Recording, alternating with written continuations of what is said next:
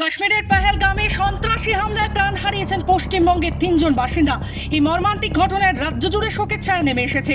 নিহতদের মধ্যে রয়েছে কলকাতার বৈষ্ণবঘাটার বিতান অধিকারী, শোকের বাজারে সমীর গুহ এবং পুরুলিয়ার ঝালদার মনীষ রঞ্জন। এই ঘটনার পর নিহত পরিবারের প্রতি সমবেদনা জানিয়ে এক্স হ্যান্ডেলে মুখ্যমন্ত্রী মমতা বন্দ্যোপাধ্যায় জানিয়েছেন, দিল্লি বিমানবন্দরে নিহতদের পরিবারের সদস্যদের সহায়তার জন্য সব ধরনের ব্যবস্থা গ্রহণ করা হয়েছে।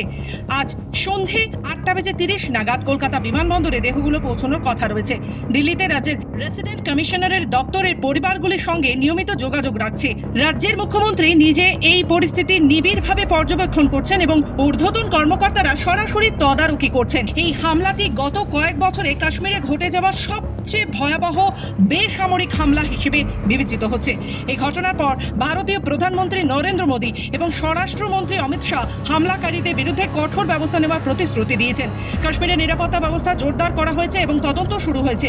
নিহতদের পরিবারগুলোর প্রতি সমবেদনা জানিয়ে রাজ্য প্রশাসন জানিয়েছে, এই কঠিন সময়ে তারা পরিবারগুলোর পাশে রয়েছে এবং প্রয়োজনে সব ধরনের সহায়তা প্রদান করবে।